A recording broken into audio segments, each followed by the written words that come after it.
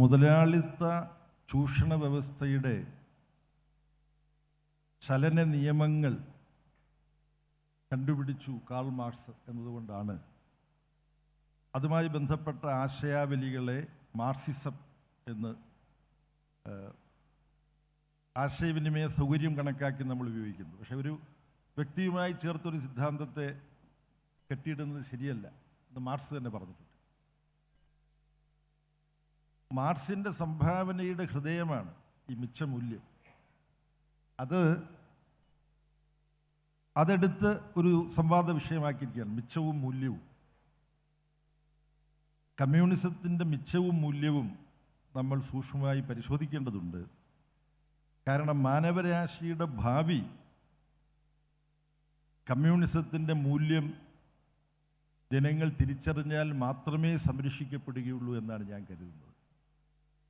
കാരണം മുതലാളിത്ത വ്യവസ്ഥയുടെ ഏറ്റവും സമുന്നത മാതൃക എന്ന് പറയുന്ന അമേരിക്കയും അതിൻ്റെ ഇപ്പോഴത്തെ പ്രസിഡന്റും പെരുമാറുന്നത് എങ്ങനെയാണ്? ഞാൻ വിശദീകരിക്കുന്നില്ല സമയത്തിൻ്റെ കാരണം. അനധികൃത കുടിയേറ്റക്കാരെന്ന് പറഞ്ഞുകൊണ്ട് ചങ്ങലക്കിട്ട ആളുകളെ ഇങ്ങനെ ഓരോ രാജ്യത്തേക്ക് ഇന്ത്യയിലേക്ക് അടക്കം അയച്ചിരിക്കുകയാണ്. യഥാർത്ഥത്തിൽ ട്രംപിൻ്റെ മുൻഗാമികളാണ് ആദ്യത്തെ അനധികൃത കുടിയേറ്റക്കാർ യൂറോപ്പിൽ നിന്ന്. ഇന്നത്തെ അമേരിക്കൻ പൗരന്മാരാരാണ്? അത്ര ഞാൻ പറയുന്നുള്ളൂ. ഹവാർഡ് സിന്നിൻ്റെ പ്രശസ്തമായ പീപ്പിൾസ് ഹിസ്റ്ററി ഓഫ് അമേരിക്ക എന്ന് പറഞ്ഞ പുസ്തകമൊക്കെ ചർച്ച ചെയ്യുന്നു. അപ്പോൾ മുതലാളിത്ത വ്യവസ്ഥ ഇന്ന് ലോകം നേരിടുന്ന ഏറ്റവും വലിയ പ്രശ്നമായി സകലരും അംഗീകരിക്കുന്നതാണ് കാലാവസ്ഥ വ്യതിയാനം. അതിന് കാരണം എന്താണെന്ന് നമുക്കെല്ലാം അറിയാം. ട്രംപും കൂട്ടരും അത് അംഗീകരിക്കുന്നേ ഇല്ല. അദ്ദേഹം ആദ്യം ചെയ്തിരിക്കുന്നത് ഇന്ന് പിന്മാറുകയാണ്. ഇങ്ങനെ എനിക്ക് ഒരുപാട് വാദങ്ങൾ ഉന്നയിക്കാൻ കഴിയും.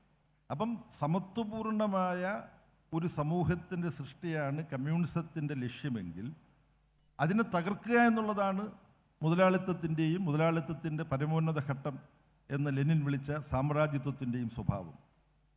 ഇതിൽ നീതി ഏതു ഭാഗത്താണ്? നോം ചോംസ്കി വളരെ പ്രസിദ്ധമായി നിർവചിച്ചതുപോലെ പ്രോഫിറ്റ് ഓവർ പീപ്പിൾ, അതാണ് ക്യാപിറ്റലിസം. അപ്പം അതുകൊണ്ട് കമ്മ്യൂണിസത്തിന് മിച്ചവും മൂല്യവും ഉണ്ടായെങ്കിലേ മനുഷ്യ സമൂഹത്തിൻ്റെ ഭാവി സുരക്ഷിതമായിരിക്കുകയുള്ളൂ. അപ്പം ഇത് നിർവഹിക്കുന്നതിൽ കമ്മ്യൂണിസ്റ്റ് പാർട്ടികൾ വഹിക്കുന്ന പങ്കെന്താണ്?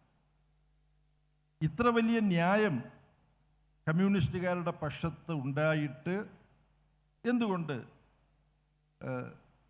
MGR ശരിയായിട്ട് പറഞ്ഞതുപോലെ ഒരു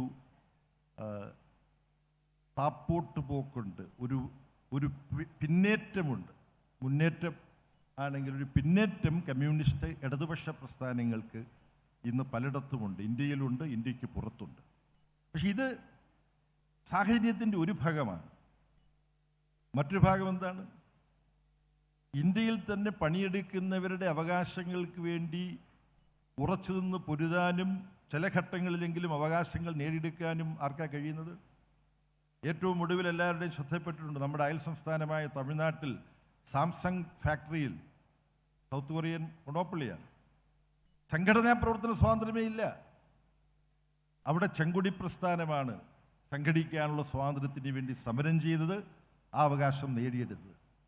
കർഷകരുടെ അവകാശങ്ങൾക്ക് വേണ്ടി, തൊഴിലാളികളും കർഷകരുമാണ് സമൂഹത്തിലെ ഉൽപ്പാദന മേഖലയിൽ പ്രവർത്തിക്കുന്നത്. അവരുടെ അവകാശത്തിന് വേണ്ടിയുള്ള പോരാട്ടത്തിൽ ഇന്ത്യയിൽ സംയുക്ത കിസാൻ മോർച്ചയിലെ തന്നെ ഏറ്റവും സജീവമായ ഘടകം കമ്മ്യൂണിസ്റ്റ് പാർട്ടികളുടെ കിസാൻ സഭകളാണ്. അപ്പോൾ ഇത്തരത്തിൽ പാർലമെൻ്ററി രംഗത്ത് പിന്നോട്ടടി ഉണ്ടായി എന്നുള്ളത് യാഥാർത്ഥ്യം തന്നെയാണ്. പക്ഷേ പൊതുവിൽ പാർലമെൻ്ററി രംഗത്ത് പിന്നോട്ടടി ഉണ്ടായ സ്ഥാനത്താണ് കേരളത്തിൻ്റെ ചരിത്രത്തിലാദ്യമായി ഒരു ഭരണ തുടർച്ച കമ്മ്യൂണിസ്റ്റ് പാർട്ടികൾ നയിക്കുന്ന ഇടതുപക്ഷ ജനാധിപത്യ മുന്നണി ഗവൺമെൻറ്റിനുണ്ടായത്. അത് നമ്മൾ കാണണം. തെക്കോട്ട് നോക്കിയാൽ ശ്രീലങ്കയിലെ സംഭവവികാസങ്ങൾ നമുക്ക് കാണാം. ജനതാ വിമുക്തി പെരമുനയുടെ നേതൃത്വത്തിലുള്ള നാഷണൽ പീപ്പിൾസ് പവർ പ്രസിഡന്റ് സ്ഥാനത്തേക്ക് ജയിച്ചു. പാർലമെൻറ്റിൽ 3/2 ഭൂരിപക്ഷം ഈ NPPക്ക് നേടാൻ കഴിഞ്ഞു. വടക്കോട്ട് നോക്കിയാൽ നേപ്പാൾ, അവിടെ ഒരു പ്രധാനമന്ത്രി മാറിയ പ്രധാനമന്ത്രിയും ഒരു കമ്മ്യൂണിസ്റ്റ് പാർട്ടിയുടെ ആളായിരുന്നു. പകരം വന്ന പ്രധാനമന്ത്രിയും വേറൊരു കമ്മ്യൂണിസ്റ്റ് പാർട്ടിയുടെ നേതാവാണ്.